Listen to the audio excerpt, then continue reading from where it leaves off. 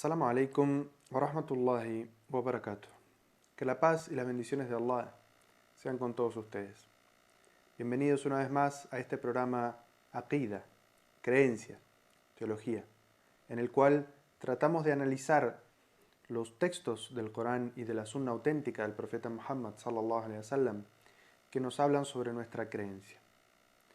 Como hemos hecho ya en estos primeros programas, vamos a iniciar haciendo la definición de una de las palabras que leemos mucho cada vez que leemos un libro sobre teología, sobre creencia. Esta palabra es Tawhid, monoteísmo. Y estoy seguro que todos ustedes la han leído y escuchado cientos, quizás miles de veces. ¿Qué significa el Tawhid? ¿Qué significa el monoteísmo? Cuando hablamos desde el concepto lingüístico de la palabra, en idioma árabe decimos wahidu yuwahidu tawhidan, es decir, el concepto de hacer uno, de considerar uno. En ese aspecto, cuando decimos la palabra tawhid en el contexto de la aqida, estamos hablando de la creencia monoteísta, es decir, la creencia en que Allah Azza wa Jal es uno solo. Sin embargo, el concepto islámico del Tawhid es muy profundo. Y los sabios, para comprender, estudiar y explicar mejor todo lo que implica el Tawhid, han dividido el Tawhid para su estudio en tres categorías. Estas tres categorías no las vamos a encontrar por su nombre, ni en el Sagrado Corán, ni en la Sunna del profeta Muhammad sallallahu alaihi wasallam. Son simplemente categorías que nombraron de una manera los sabios para que podamos comprender mejor todo lo que implica en profundidad el monoteísmo. El Tawhid se divide entonces en tres características, en tres categorías. La primera de esta categoría es el Tawhid ar-Rububiyya, o el monoteísmo del señorío de Allah. El segundo es at-Tawhid fil asma'i was sifat, el monoteísmo en los nombres y atributos de Allah. Y el tercero es at-Tawhid al-Uluhiyya, el monoteísmo en la adoración. Como dije, uno no va a encontrar estos nombres o esta separación, esta clasificación de esta manera y con estos nombres en el Corán y la Sunna, sino que los sabios han separado de esta manera el Tawhid para que uno pueda estudiarlo y comprenderlo mejor. El Tawhid ar-Rububiyya, o el monoteísmo en el señorío, significa que aceptamos y creemos que Allah es el único poder real en el universo. Allah hizo que las cosas existieran cuando no había ninguna. Por lo tanto, creemos que Allah Azza wa Jal es el Khaliq, el creador. Que Allah es el único que le dio a todas las cosas la existencia, la capacidad de moverse y cambiar. Y por eso es que Allah Azza wa Jal es llamado Ar-Rabb, el Señor, el que tiene dominio. También Allah Azza wa Jal se lo llama Al-Malik, que es el soberano de todo el universo, de toda la creación. Porque absolutamente nada sucede si Él no lo permite. El concepto de el monoteísmo en el señorío, en la soberanía, puede encontrarse reflejado en los siguientes versículos del Sagrado Corán que a continuación vamos a ver. Allah es el creador de todas las cosas y Él es su amparador.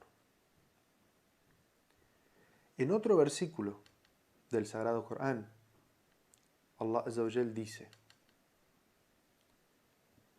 Allah es quien os creó y también creó lo que vosotros hacéis. Y en otro versículo del Sagrado Corán encontramos que Allah Azza wa Jal dice: todas las desgracias que acontecen son con la anuencia de Allah.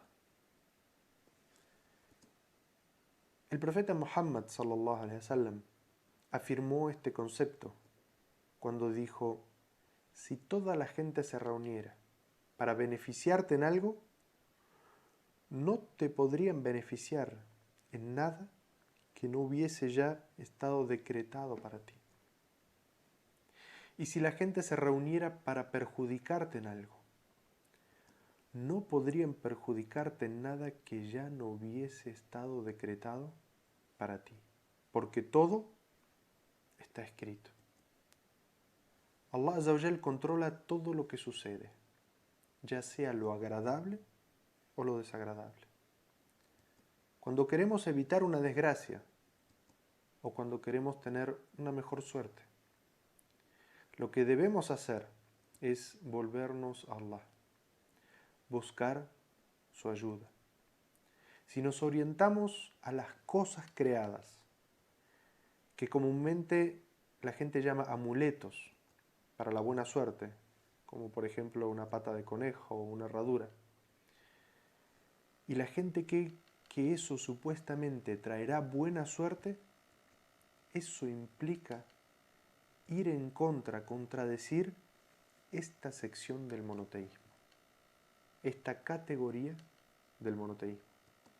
Y la gente entonces comete uno de los pecados más graves que se pueden cometer, que es el shirk, politeísmo o idolatría.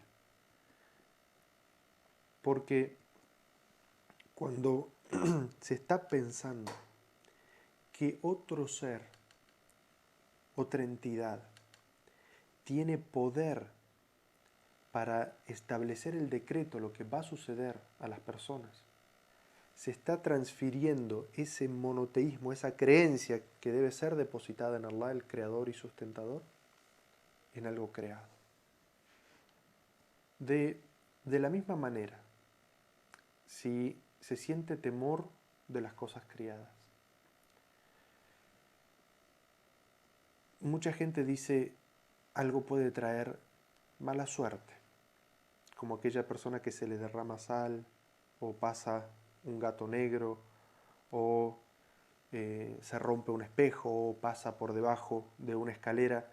Todas estas cosas que la gente piensa o identifica, o muchas personas identifican que eso trae mala suerte, si atribuye una desgracia, algo desagradable que va a suceder a una persona, a otro que no es el que ha designado o decretado que eso iba a suceder, se le está transfiriendo ese poder a ese ser creado, y por lo tanto se está cometiendo también este acto de shirk, de idolatría, de politeísmo, por poner a la misma altura que Allah Azza wa Jal a estos asuntos creados. Evidentemente esto contradice el tawhid, la creencia, el monoteísmo en el señoría de Allah.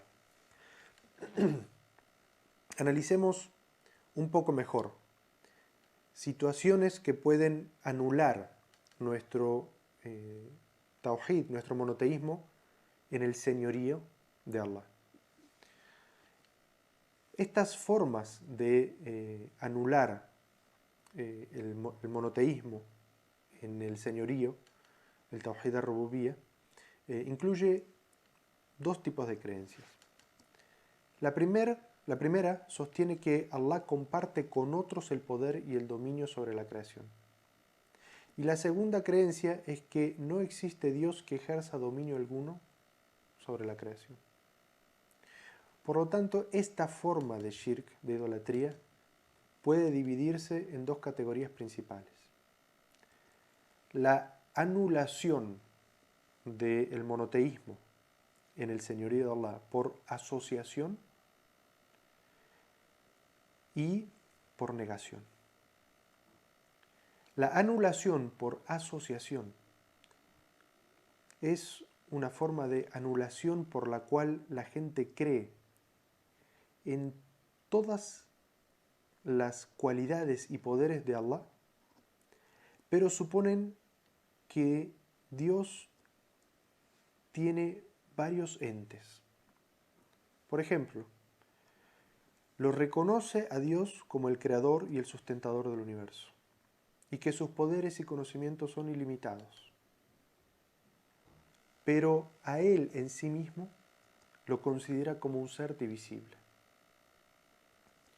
Es el ejemplo en nuestra actualidad de cómo desde la teología o la creencia islámica vemos la actualidad del cristianismo. Dicen que creen en un solo Dios, pero sostienen que está conformado por tres partes individuales y supuestamente iguales: el Dios Padre, el Dios Hijo y el Dios Espíritu Santo. De la misma manera, en otras creencias, como por ejemplo la hindú, se cree que existe un solo Dios llamado Brahman, pero que también está dividido en distintas partes. Brahman es el Dios creador, Vishnu es el Dios protector y Shiva es el Dios de la destrucción.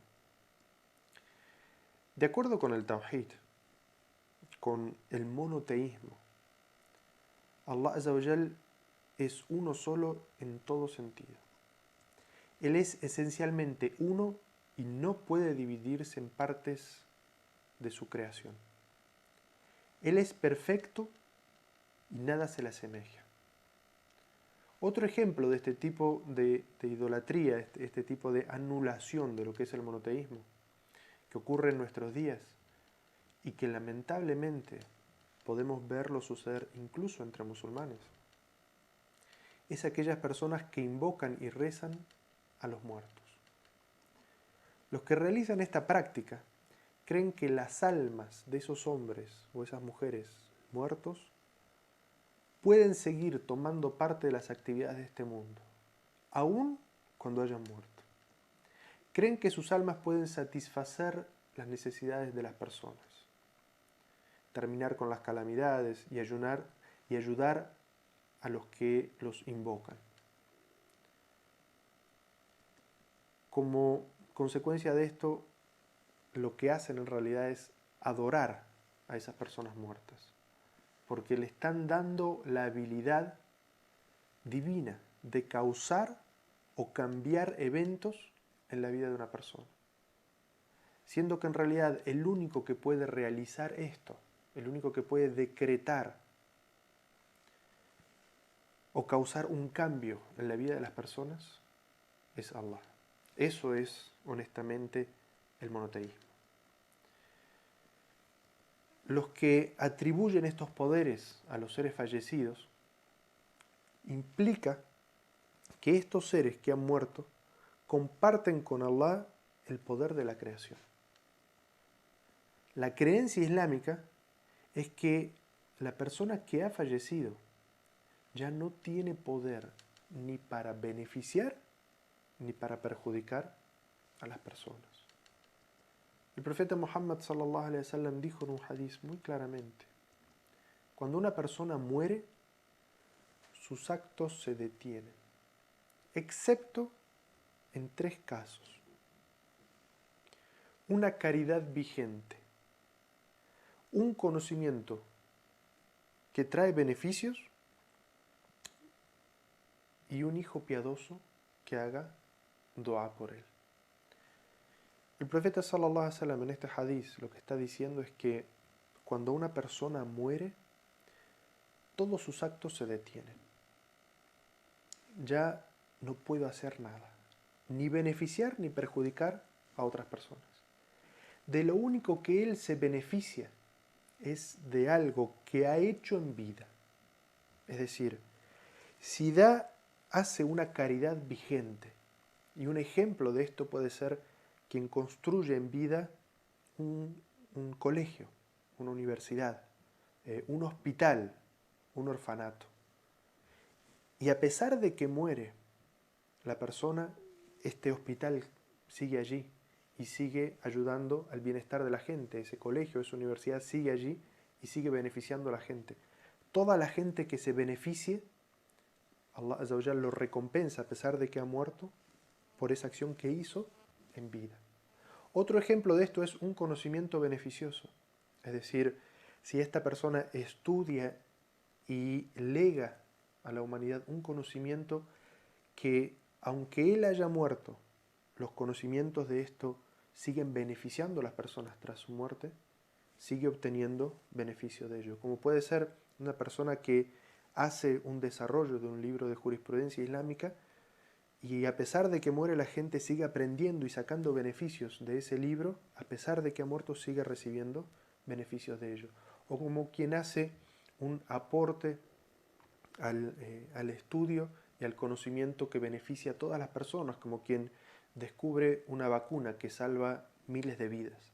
Esa persona ha muerto y sin embargo, luego de muerto, ese conocimiento sigue salvando miles y miles de vidas. Entonces Allah Azza wa Jalla lo sigue recompensando por lo que hizo en vida tras su muerte.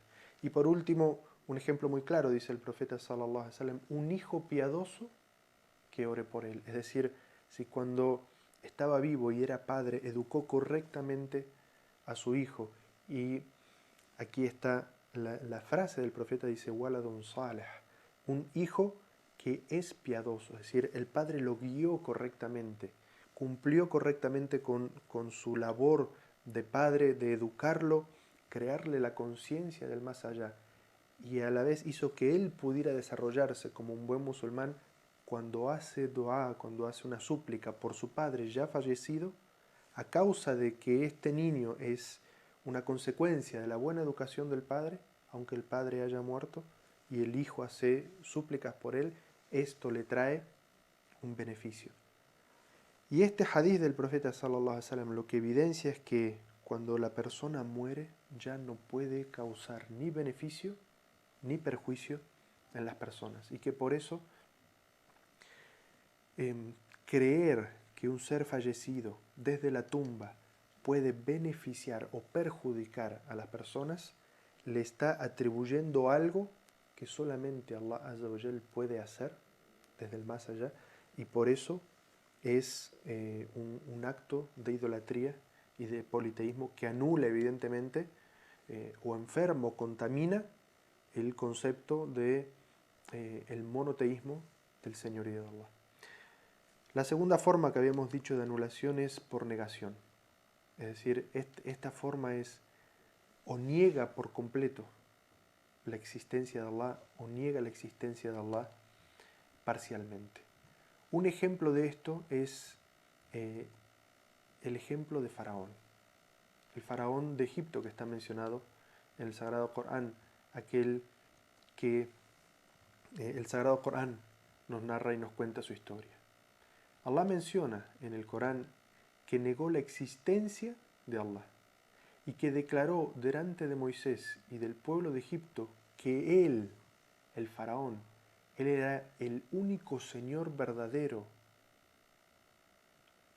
que debería ser temido y adorado. Allah Azza wa Jal cita esto en el Sagrado Corán cuando dice, dijo el faraón, si adoptas otra divinidad que no sea yo, te encarcelaré. Y en otro versículo del Sagrado Corán dice, y proclama al pueblo, yo soy vuestro Señor el Supremo.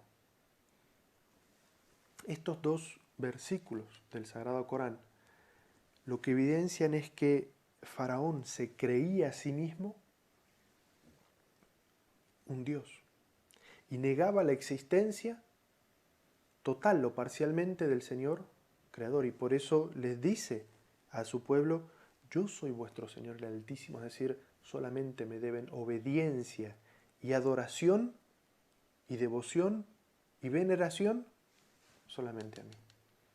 Otro ejemplo de esta negación y es algo que encontramos quizás mucho más en la actualidad que lo que podía ser encontrado anteriormente es el ateísmo, es decir, negar completamente la existencia de un creador, aunque no se da solamente con esta frase o con esta expresión, sino que, por ejemplo, decir que la materia es eterna o que el mundo en el que vivimos no tiene comienzo ni tiene fin, es una forma también de negar la existencia del Creador, de Allah Azza wa Jal. Y por eso cualquiera de estas formas lo que hace es negar la existencia de Allah y por lo tanto negar o corromper lo que es el monoteísmo en el señorío de Allah. Hemos llegado al fin de nuestro programa de hoy. Hemos explicado solamente una de las categorías del monoteísmo, que es el monoteísmo en el señorío, y nos quedan para el próximo programa, explicaremos allí el monoteísmo en los nombres y los atributos de Allah y el monoteísmo o tawhid en la adoración y el derecho a Allah Azza wa Jal a ser adorado. Los invito entonces que me acompañen en el próximo programa para poder explicar estas otras dos categorías del tawhid o el monoteísmo y me despido de ustedes. Assalamu alaikum wa rahmatullahi wa barakatuh.